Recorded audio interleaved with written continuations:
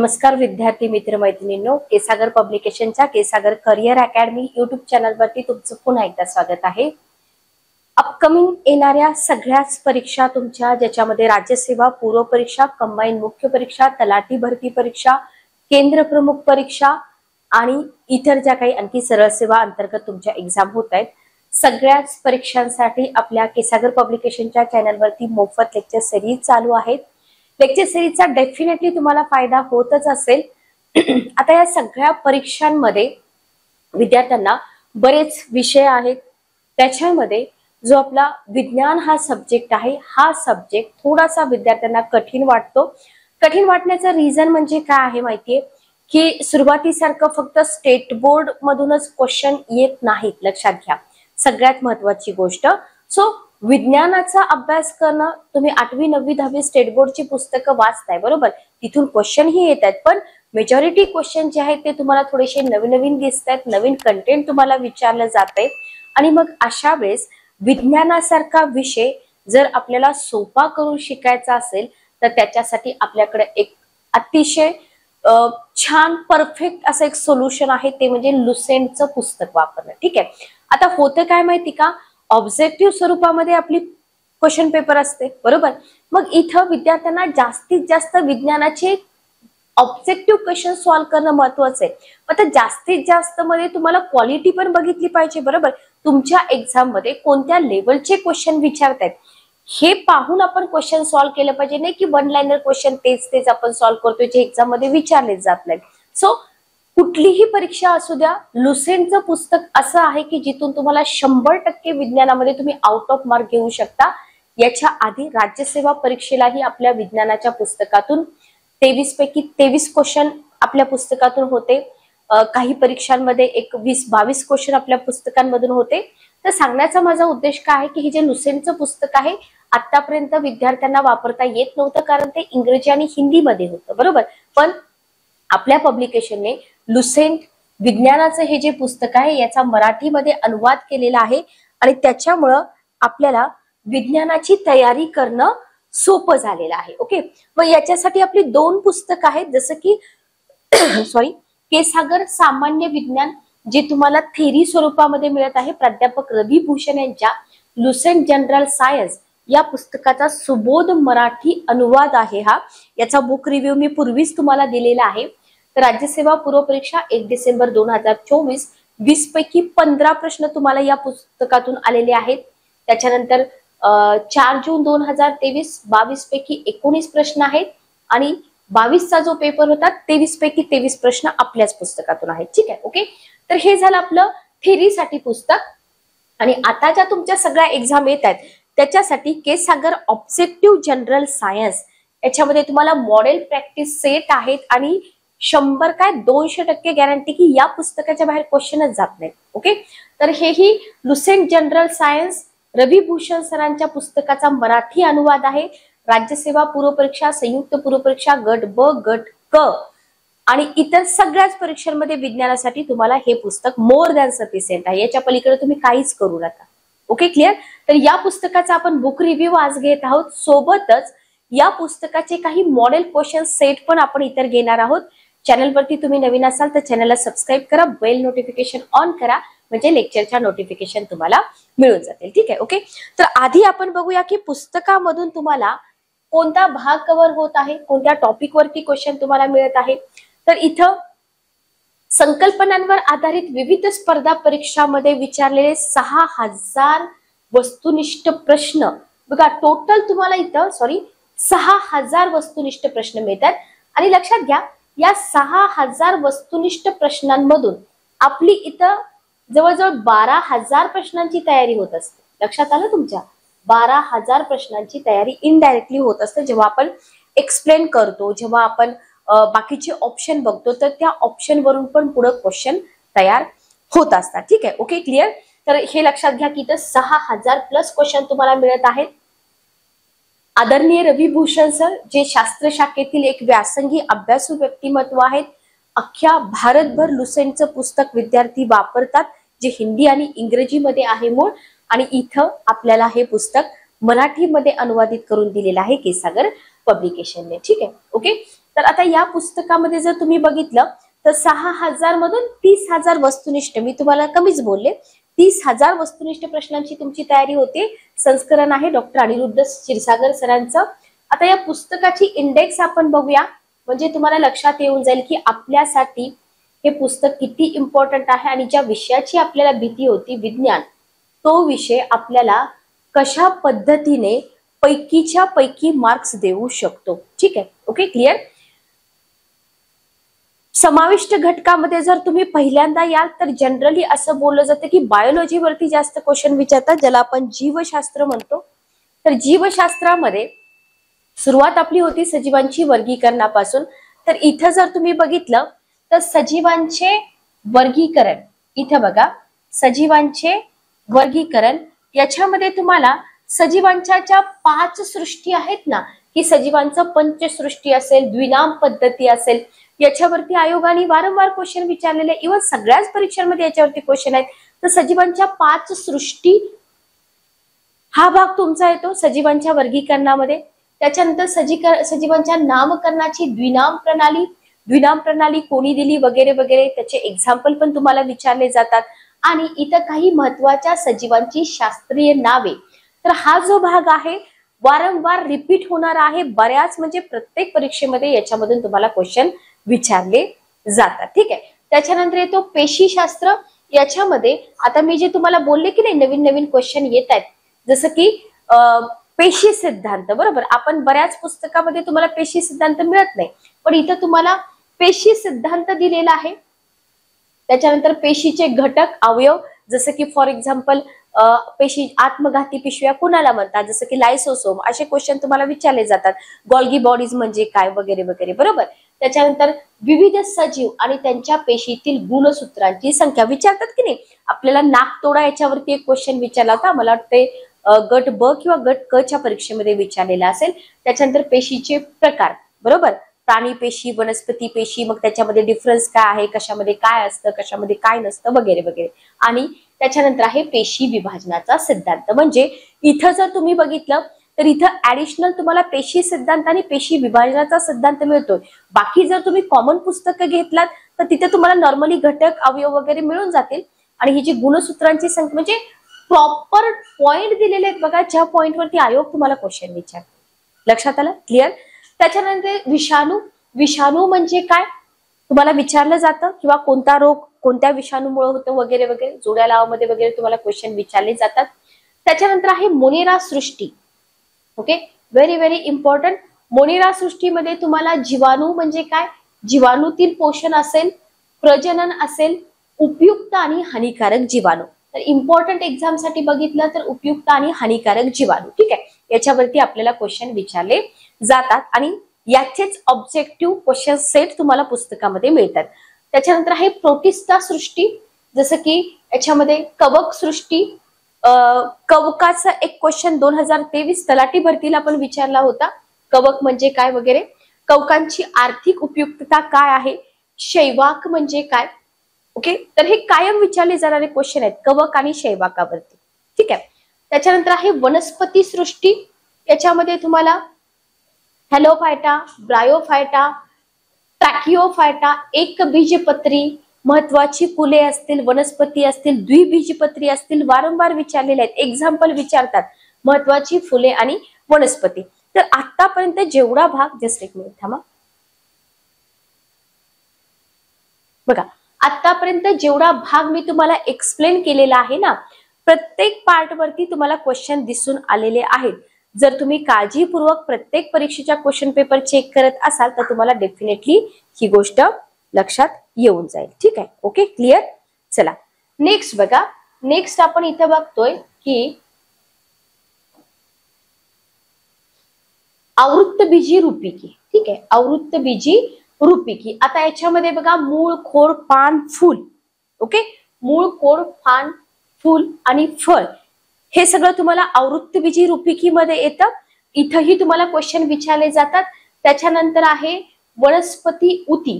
ठीक आहे, त्याच्यानंतर आहे वनस्पती उती. तर याच्यामध्ये तुम्हाला वनस्पती उतींवरती क्वेश्चन असतात. वनस्पतीमधील पोषण, मायक्रो आणि मॅक्रो, याच्यामध्ये मॅग्नेशियम असेल, मॉलिब्डेनम असेल की वनस्पतींसाठी कोणते पोषक तत्वे जास्त प्रमाणात लागतात, कोणती पोषक तत्वे कमी प्रमाणात लागतात वगैरे वगैरे, बरोबर.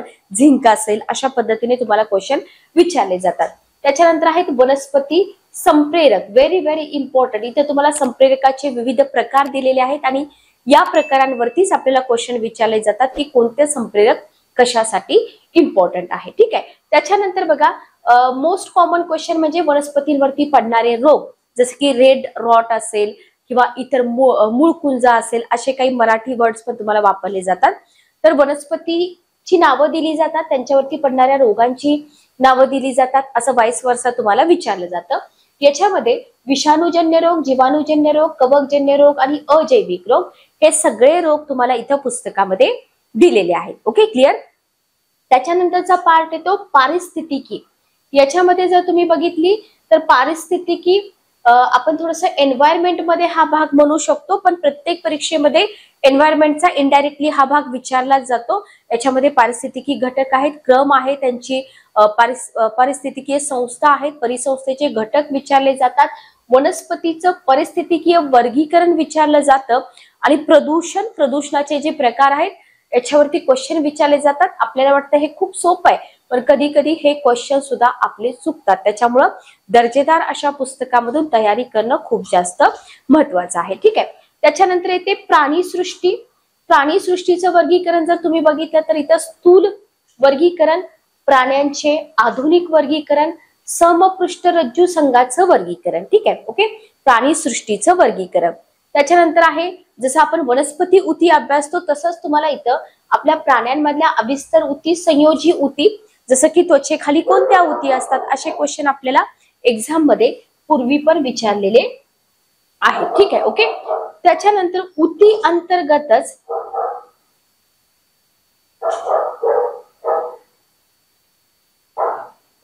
अंतर्गतच आपल्याला ब्लड हा एक टॉपिक येतो.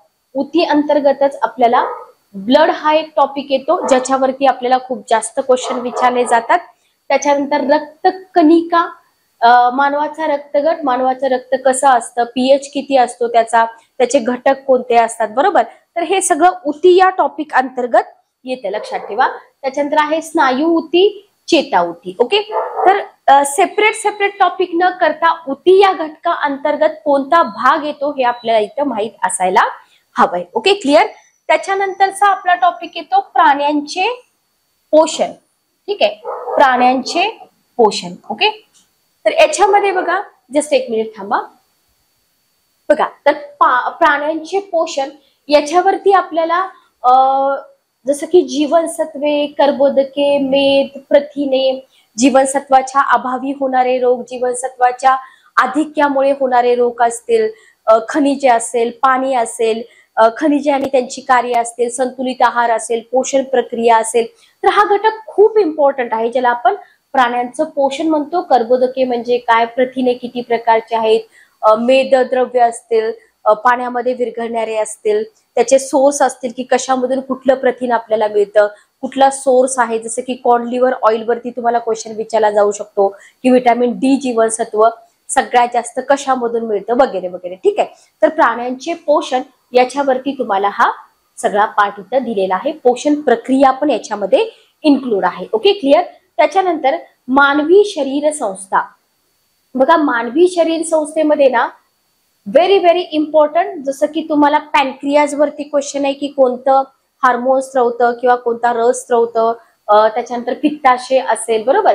तर मानवी पचन संस्थेमध्ये अन्ननलिका आहे, सहयोगी पाचक ग्रंथी आहेत, पचन यंत्रणा आहे, याचा सिक्वेन्स तुम्हाला विचारला जाऊ शकतो. श्वसन संस्थेमध्ये बाह्य श्वसन, आंतरिक श्वसन, आपल्या पेशी श्वसनाची यंत्रणा कशी आहे, मानवी श्वसन संस्थेबद्दल तुम्हाला इतर क्वेश्चन इथं विचारले जाऊ शकतात. ठीक आहे. Okay, clear. त्याच्यानंतर आहे उत्सर्जन संस्था, ज्याच्यामध्ये तुम्हाला युरिन फॉर्मेशनचा क्रम एका एक्झाम मध्ये विचारला होता. उत्सर्जन संस्थेमध्ये तुम्हाला वृक्क, फुफ्फुसे, त्वचा, यकृत, मोठे आतडे हा सगळा पार्ट इथं तुम्हाला अभ्यासावा लागतो. ठीक आहे. याच्यावरती क्वेश्चन सॉल्व्ह करणं खूप जास्त महत्वाचं आहे, लक्षात घ्या. चेता संस्था, चेता संस्थेमध्ये तुम्हाला मेंदू, ठीक आहे, सेरेब्रम म्हणजे काय वगैरे अशा पद्धतीचे क्वेश्चन विचारले जातात. मेरुरज्जू आहे, विशिष्ट ज्ञानेंद्रिये आहेत, त्याच्यानंतर मानवी शरीरातील अभिसरण संस्था, ज्याच्यामध्ये रक्ताभिसरण संस्था, लसिका अभिसरण संस्था. तर हे सगळं आपल्याला कशामध्ये अभ्यासावं लागतं? अभिसरण संस्थेमध्ये अभ्यासावं लागतं. ठीक आहे. लसिका घटक जे की इतर पुस्तकामध्ये तुम्हाला मिळत नाही, तेही आपल्या पुस्तकातून इथं तुमचे कव्हर होत आहेत. त्याच्यानंतर मानवी शरीराची कंकाल संस्था, एका एक्झाम मध्ये तुम्हाला हाडांचे प्रकार विचारले होते, फ्लॅट बोन, लॉंग बोन वगैरे. तर इथं कंकाल संस्था, कंकालाचे प्रकार तुम्हाला दिलेले आहेत. त्याच्यानंतर मानवी कंकालातील विविध हाडे आहेत, सांधे आहेत. तर कंकाल संस्था, कंकालाचे प्रकार, मानवी कंकाल संस्था, विविध हाडे आणि सांधे. ठीक आहे. ओके. त्याच्यानंतर आहे मानवी शरीराची अंतस्रावी संस्था, व्हेरी व्हेरी इम्पॉर्टंट, ज्याच्यामध्ये तुम्हाला पियुषिका ग्रंथी, औटू ग्रंथी, परा औटू ग्रंथी, अधिवृक्क ग्रंथी, हृदोदिष्ट ग्रंथी, स्वादुपिंड दीपिका, त्याच्यानंतर प्रजनन ग्रंथी आणि जनन ग्रंथी. ठीक आहे. तर याच्यामध्ये खूप सारा भाग जो आहे ना तो आपला मिस होऊ शकतो. म्हणून विद्यार्थ्यांना काय वाटतं की मी एखादी एक्झाम देतोय तर एक्झामसाठी एक प्रॉपर पुस्तक मला मिळालं पाहिजे, बरोबर, आणि रिव्हिजनला पण ते सोपं होऊन जातं. त्याच्यानंतर आहे मानवी प्रजनन संस्था, याच्यामध्ये प्रजनन संस्था, पुरुष प्रजनन संस्था, स्त्री प्रजनन संस्था आणि ओव्हरऑल मानवी प्रजनन यंत्रणा. ठीक आहे. ओके. त्याच्यानंतर अनुवंशशास्त्र, व्हेरी व्हेरी इम्पॉर्टंट, जैविक उत्क्रांती, याच्यामध्ये मेंडेलच्या प्रयोगावरती बऱ्याच वेळा क्वेश्चन विचारलेला आहे. त्याच्यानंतर एक संकर म्हणजे काय, जीवशास्त्रातील विविधता असेल, जैविक उत्क्रांतीचे सिद्धांत असतील, गुणसूत्रांवरती क्वेश्चन विचारलाय की लिंग निश्चितीसाठी आई आणि वडिलांशी रिलेटेड तुम्हाला एक क्वेश्चन विचारला होता, जनुक असेल, जीवद्रव्य जीन असतील. तर अनुवंशशास्त्र आणि जैविक उत्क्रांती हा भाग असा आहे की डेफिनेटली याच्यावरती क्वेश्चन विचारले जातात. ठीक आहे. ओके. तर अशी दर्जेदार पुस्तकं वापरा जेणेकरून तुम्हाला विज्ञानामध्ये आउट ऑफ मार्क्स मिळतील. ओके. त्याच्यानंतरचा पार्ट येतो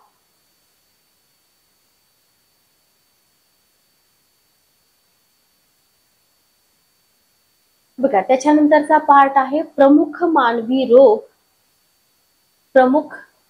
मानवी रोग आणि त्याच्यावरचे उपाय. ठीक आहे. ओके. काही ठिकाणी तुम्हाला फक्त रोग मिळतील, इथे तुम्हाला उपाय पण दिलेले आहेत.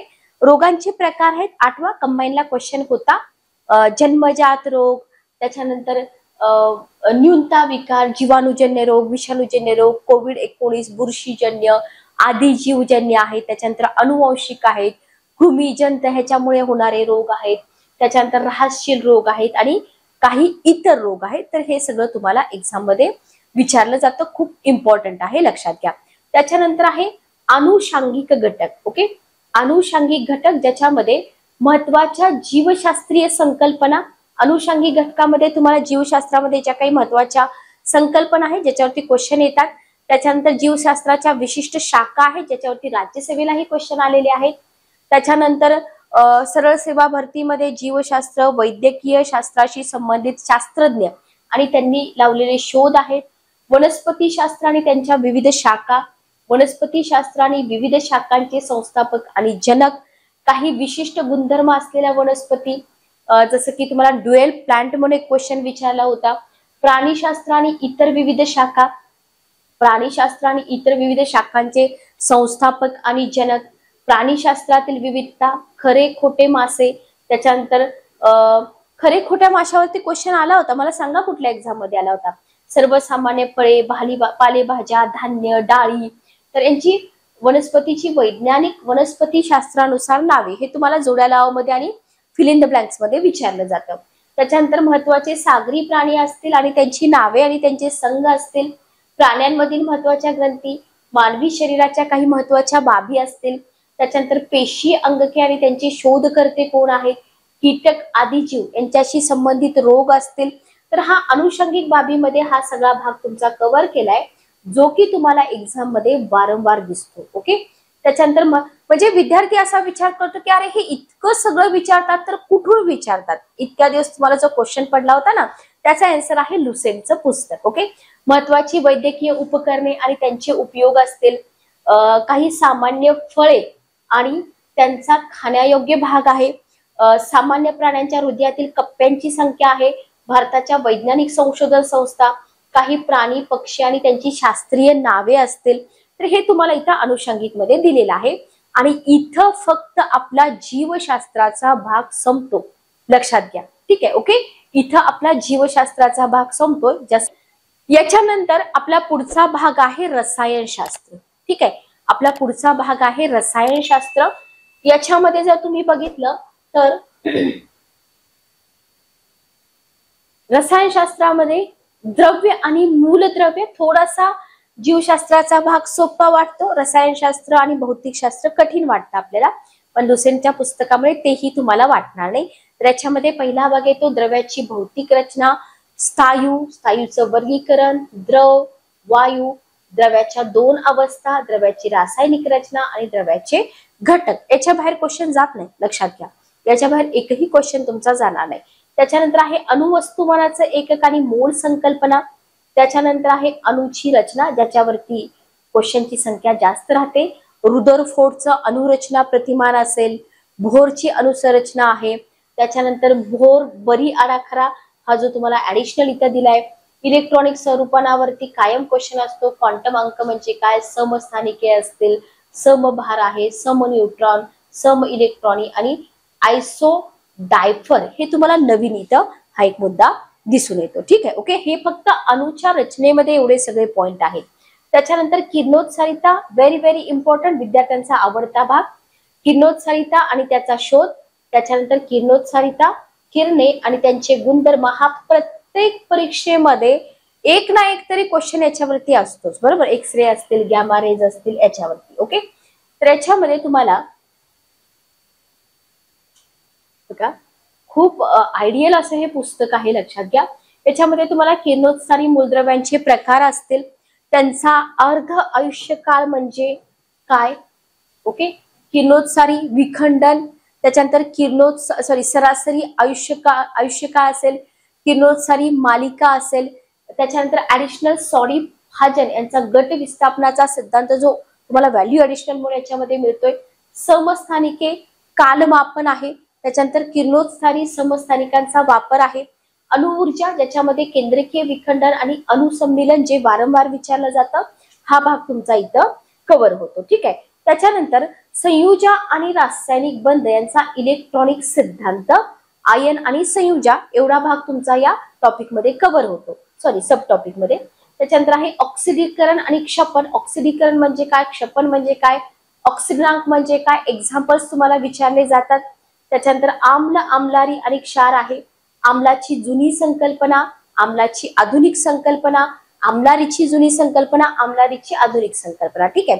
क्षार म्हणजे काय, सामू किंवा पीएच मूल्य, पीएच स्केल काय असते, मग त्याच्यामध्ये तुम्हाला रक्ताचा पीएच वगैरे विचारला जातो. ठीक आहे. दर्शक म्हणजे काय आणि उभयरोधी द्रावण म्हणजे काय. ठीक आहे, ओके, क्लिअर. त्याच्यानंतर आहे रासायनिक संज्ञा, चिन्हे, सूत्र आणि समीकरणे. याच्यामध्ये तुम्हाला काही रासायनिक संज्ञा, काही मूलद्रव्य आणि त्यांच्या संज्ञा आणि लॅटिन नावावर आधारित काही मूलद्रव्यांच्या संज्ञा तुम्हाला इथं दिलेल्या आहेत. ओके. त्याच्यानंतर येतो रासायनिक अभिक्रिया. विचारलाय की नाही क्वेश्चन, बऱ्याच एक्झाम मध्ये विचारलाय, कॅटॅलिस्ट वरती वगैरे क्वेश्चन तुम्हाला विचारलेला आहे. तर रासायनिक अभिक्रिया, याच्यामध्ये तुम्हाला रासायनिक अभिक्रियेमध्ये जे होणारे बदल आहेत ना, ते जास्त विचारले जातात.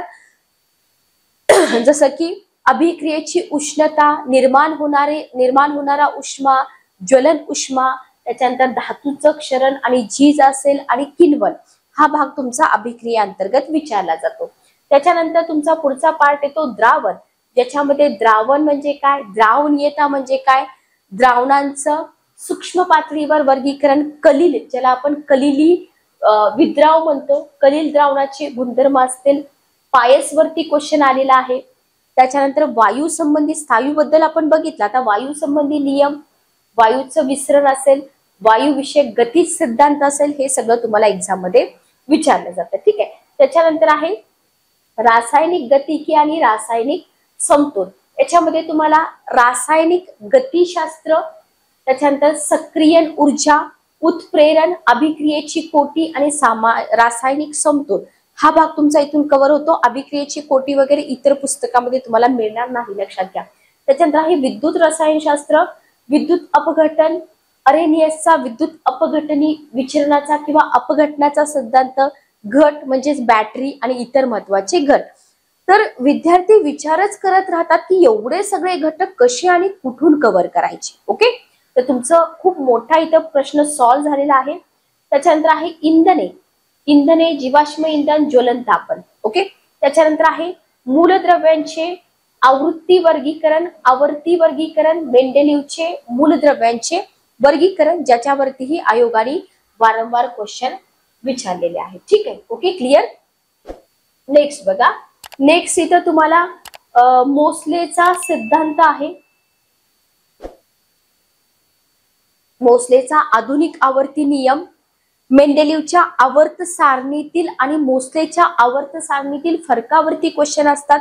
मूलद्रव्यांच्या प्रकारावरती क्वेश्चन असतात. ओके, त्याच्यानंतर जे धातुशास्त्र आहे त्या धातुशास्त्राशी निगडीत प्रक्रिया, ज्याला आपण धातुविद्या अंतर्गत टाकतो, तर त्याच्यावरती देखील तुम्हाला क्वेश्चन विचारले जातात. Okay, clear. त्याच्यानंतर येतो धातू हा भाग. याच्यामध्ये तुम्हाला सिंपल आहे, काय काय विचारलं जातं एक्झाम मध्ये. धातूचे गुणधर्म विचारले जातात, धातू, धातुके, धातूचं निष्कर्षण असेल, काही महत्वाच्या रासायनिक संयुगाची उपयुक्तता, सोडियम, मॅग्नेशियम, ॲल्युमिनियम, कॅल्शियम, लोह, मॅंगनीज असेल, तांबे, सोने, चांदी, प्लॅटिनम, जस्त, पारा, सगळं काही पुस्तकामध्ये दिलेलं आहे. Okay, clear. तर काहीही तुमचं मिस होणार नाही, लक्षात घ्या. त्याच्यानंतर अधातूमध्ये तुम्हाला क्वेश्चन विचारले जातात. कार्बन वरती जास्त क्वेश्चन असतात, हायड्रोजन, कार्बन, ग्राफाइट वरती क्वेश्चन असतात, दगडी कोळसा, सिलिकॉन, गंधक, क्लोरीन, ब्रोमीन, आयोडीन, ऑक्सिजन, निष्क्रिय वायू, धातू सदृश मूलद्रव्ये, अकार्बनी रसायनशास्त्राची मूलभूत तत्वे, उत्प्रेरण आणि विकर. कोणताही क्वेश्चन पेपर काढा, सगळ्याच परीक्षांमध्ये विज्ञान हा विषय असतो म्हणजे असतोच, तिथं तुम्हाला हे क्वेश्चन डेफिनेटली दिसून येतील. ठीक आहे, ओके. त्याच्यानंतर आहे मानव निर्मित पदार्थ, ज्याच्यामध्ये सिमेंट, काचेचे प्रकार, त्याचे उपयोग, याच्यापेक्षा खतांवरती तुम्हाला जास्त क्वेश्चन विचारले जातात. ओके, त्याच्यानंतर तुमचा पुढचा पार्ट येतो बघा, पुस्तकामध्ये सगळं काही कव्हर आहे, काहीही स्किप नाहीये. तर याच्यामध्ये तुम्हाला कार्बनी संयुगाचं वर्गीकरण मात्र इम्पॉर्टंट आहे, ज्याच्यामध्ये तुम्हाला चक्रीय, वलयी शृंखला संयुग, क्रियात्मक गट, मुख्य कार्बनी संयुगे विचारली जातात. एक्झाम्पल वरती जास्त क्वेश्चन असतात. ओके, त्याच्यानंतर कार्बनी रसायनशास्त्रातील महत्वाच्या घटना, ज्याच्यामध्ये समजातीय श्रेणी, बहुवारीकरण म्हणजे काय, काही उपयुक्त बहुवारिक आणि एकवारिक, व्हेरी व्हेरी इम्पॉर्टंट, किण्वन, समसूत्रता, भंजन, याच्यावरती क्वेश्चन आहेत. त्याच्यानंतर आहे हायड्रोकार्बन, याच्यामध्ये तुम्हाला ॲलोफॅटिक, ॲरोमॅटिक आणि कार्बनी संयुगाची सामान्य सूत्रे येतात. ठीक आहे, त्याच्यानंतर तुम्हाला या सेक्शन मध्ये महत्वाची कार्बनी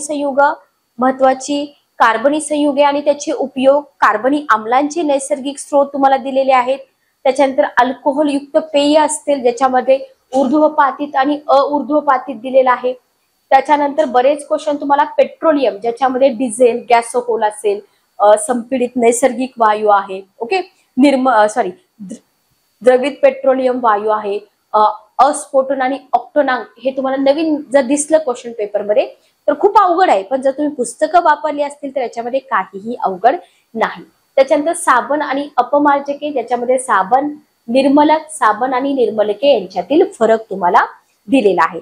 त्याच्यानंतर रंजक द्रव्य आणि बहुवारिके, रंजकाचे वर्गीकरण आणि बहुवारिके, हा पार्ट तुमचा इथून कव्हर होतो. ठीक आहे, ओके. ओके, तर याच्यावरतीही आपल्याला एक्झाम मध्ये क्वेश्चन दिसून येतात, लक्षात घ्या. त्याच्यानंतर आहे प्लास्टिक आणि रबर, ज्याच्यामध्ये नैसर्गिक प्लास्टिक, संश्लेषित प्लास्टिक क्वेश्चन विचारले जातात. त्याच्यानंतर आहे धागे आणि मातीची भांडी, काही महत्वाचे कृत्रिम धागे, सिरॅमिक, याच्यावरती क्वेश्चन गट ब गट क ला पण विचारलेले आहेत. त्याच्यानंतर स्फोटके आणि सौंदर्य प्रसाधने, अनुषंगिक घटक इम्पॉर्टंट पार्ट असतो, लक्षात घ्या.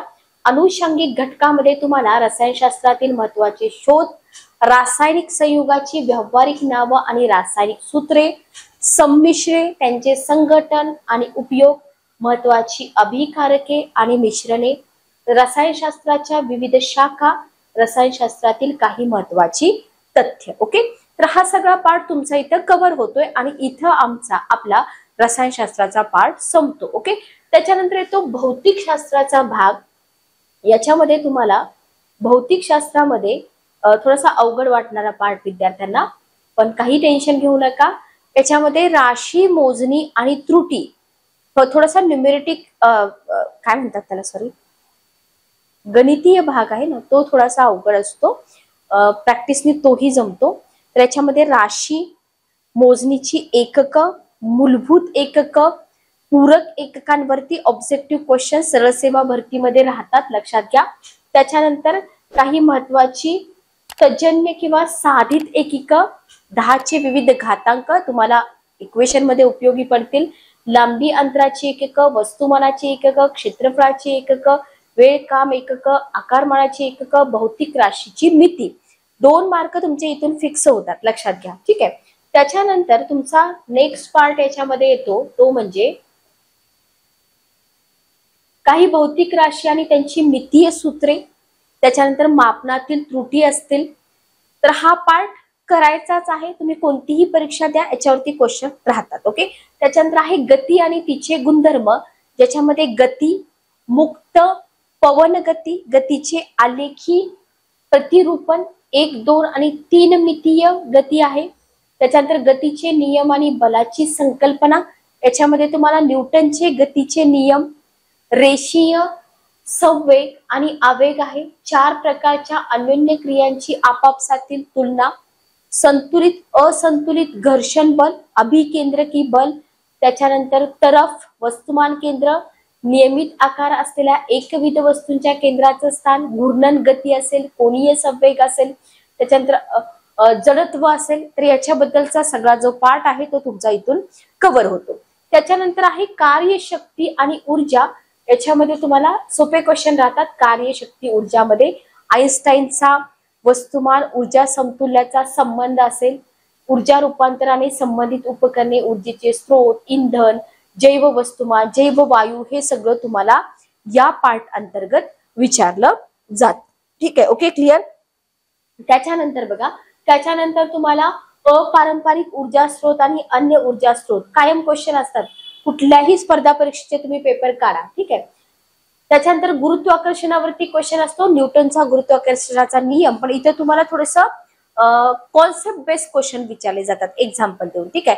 त्याच्यानंतर आहे ग्रह आणि उपग्रह, त्याच्यानंतर द्रव्याचे गुणधर्म, ज्याच्यामध्ये द्रव्य, प्रत्यास्था, प्रणोद आणि दाब असेल, घनता आहे, द्रवावर प्रयुक्त दाब, पास्कलचा नियम, वातावरणीय दाब, त्याच्यानंतर वातावरणीय दाबाचं एकक आहे, त्याच्यानंतर तरंगणे, पृष्ठताण, केशिका क्रिया आहे, स्पर्श कोण आहे, हा भाग तुम्हाला विचारला जातो. ठीक आहे.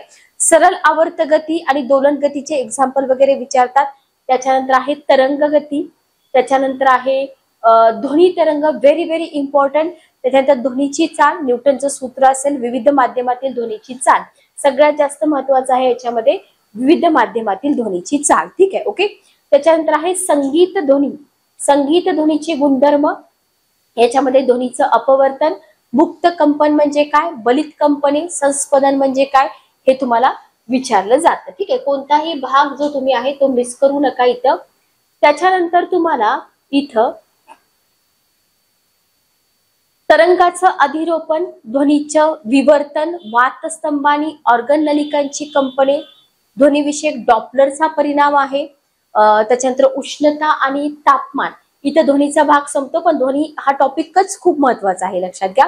उष्णतेचा परिणाम, तापमिती असेल, त्याच्यानंतर स्नायुद्रव वायूंचे औष्णिक प्रसरण आहे, याच्यामध्ये तुम्हाला उष्माधारकता, त्याच्यानंतर द्रव्याच्या प्रसरणाशी संबंधित उपयोजन असेल, हे सगळं तुम्हाला विचारलं जातं. ठीक आहे. त्याच्यानंतर आहे उष्णतेचं पारेषण, वहन, अभिसरण आणि प्रारण, त्याच्यानंतर उष्णता प्रारेषण, हे महत्वाचं आहे. उष्णतेचे पारेषण ही संकल्पना जेव्हा तुम्ही करता आणि जेव्हा तुम्ही पुढे जाता की इथं दैनंदिन जीवनातील उपयोग, बरोबर, उपयोजन, ते तुम्हाला विचारलं जातं. ठीक आहे. त्याच्यानंतर वायू विषयक गती सिद्धांत आहे, उष्मागतिकी प्रक्रिया, त्याच्यानंतर लाईट टॉपिक इम्पॉर्टंट आहे, प्रकाशाचं स्वरूप आणि त्याची चाल असेल, हाही टॉपिक तुमच्यासाठी इम्पॉर्टंट आहे. Okay, clear. त्याच्यानंतर आपल्याला विचारला जाणारा सगळ्यात महत्वाचा भाग म्हणजे बघा, प्रकाशाचं परावर्तन. लक्षात आलं, जसं की तुम्हाला एंडोस्कोपी बद्दल विचारलं जाईल की याच्यामध्ये कुठलं तत्व वापरलं जातं, प्रकाशाचं परावर्तन, अपवर्तन, आरसा, प्रतिमा निर्मिती, प्रकार. तर हा पार्ट विचारला जातो, एक्झाम्पल देऊन विचारला जातो. ठीक आहे. अपवर्तनाचे नियम, आता जे मी तुम्हाला एंडोस्कोपीचं एक्झाम्पल दिलं, प्रकाशनाच्या पूर्ण आंतरिक परिवर्तनावरती ते एक्झाम्पल आहे. ओके. त्याच्यानंतर भिंगाद्वारे होणारे प्रकाशाचं अपवर्तन, ज्याच्यामध्ये भिंगाशी संबंधित संज्ञा असतील, आंतरवक्र बहिर्वक्र भिंगाद्वारे तयार होणाऱ्या प्रतिमा, त्याच्यातला फरक, भिंगाची शक्ती, याच्यावरती तुम्हाला काही क्वेश्चन पण विचारले जाऊ शकतात. ओके. त्याच्यानंतर आहे प्रकाशाचं अपस्करण, इंद्रधनुष्य, प्राथमिक द्वितीयक पूरक अंग, त्याच्यानंतर विविध प्रकारच्या पदार्थांवर होणारा रंगाचा परिणाम. ओके. प्रकाशाचं विवर्तन, प्रकाश तरंगाचं ध्रुवन नवीन आहे, प्रकाशाचं विकिरण कॉमन आहे, पण सगळं एकत्र दिलंय. त्याच्यानंतर आहे मानवी डोळा, याच्या अंतर्गतच येतो. रचना, कार्य, नेत्रदोषावरती क्वेश्चन विचारलाय, मोतीबिंदू असेल, त्याच्यानंतर तुमचा रातांधळेपणा असेल, जे काही नेत्रदोष असतील त्याच्यावरती क्वेश्चन विचारले जातात. प्रकाशी उपकरण, कॅमेराबद्दल तुम्हाला विचारले की छायाचित्रण काढायच्या कॅमेरामध्ये कोणता घटक वापरला जातो. सूक्ष्मदर्शक आहे, दूरदर्शी, अपवर्तनी दूरदर्शी, प्रकाशी उपकरणांची वियोजन शक्ती. तर क्वेश्चन सगळीकडे तुम्हाला दिसून येतात. ओके. तर विज्ञानाचा भाग एवढा मोठा आहे जो प्रत्येक परीक्षेसाठी करावा लागतो. त्याच्यानंतर आहे विद्युत स्थितिकी, ज्याच्यामध्ये विद्युत प्रभार, विद्युत धारकता आणि संधारित्र आहे. विद्युत स्थितिकीची महत्वाची एकके आहेत. त्याच्यानंतर धारा विद्युत, स्कूल टाइम मध्ये पण आपण अभ्यास केला असतो, पण गॅप पडतो त्याच्यामुळे रिव्हिजन करावीच लागते. विद्युत धारा, विद्युत घटाचे विद्युत गामक बल आहे, विशिष्ट रोध आहे, काही महत्वाच्या पदार्थांचे विशिष्ट रोध आहेत, हे सगळं तुम्हाला इथं विचारलं जातं. त्याच्यानंतर आहे विद्युत धारेचा परिणाम, ज्याच्यामध्ये चुंबकीय परिणाम, रासायनिक परिणाम, औष्णिक परिणाम आहे. विद्युत धारेची महत्वाची SI एकक विचारली जातात. त्याच्यानंतर इथं तुम्हाला चुंबकत्व टॉपिक महत्वाचा आहे, ज्याच्यामध्ये तुम्हाला आधुनिक भौतिकशास्त्र, ॲटॉमिक फिजिक्स, न्यूक्लिअर फिजिक्स विचारलं जातं. द्रव्याचं संघटन आहे, याच्यामध्ये किरणोत्सारी किरणांचे गुणधर्म, काळा पेपर, याच्यामध्ये तुम्हाला अल्फा बेटा गॅमा किरणांवरती वारंवार क्वेश्चन दिसतील. ओके. त्याच्यानंतर आहे किरणोत्सारी विघटन, किरणोत्सारी समस्थानिकांचे उपयोग, केंद्रिकीय माप आणि आकार, काही महत्वाचे बिनतारी संचालन, वारंवारता पट्टा आहे.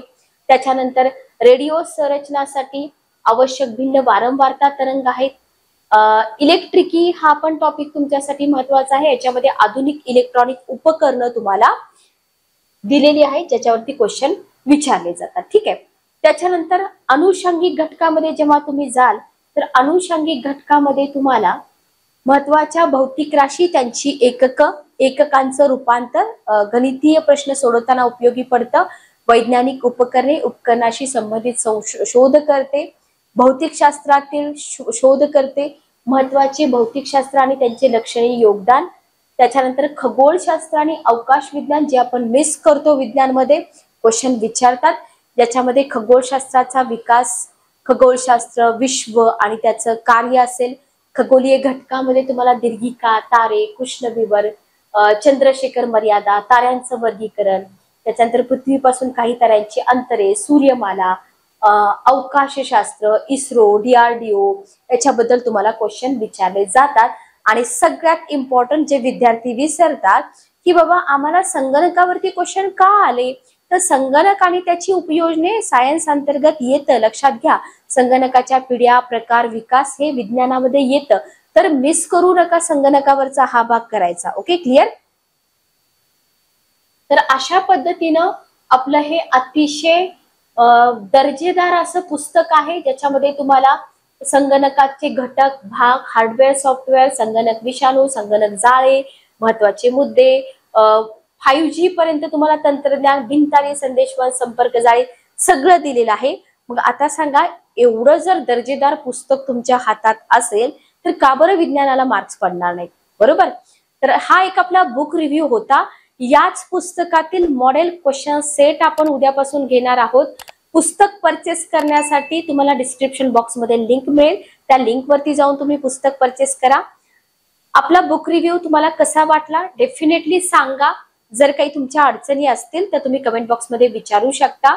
भेटूया नेक्स्ट लेक्चर मध्ये. Good day, take care.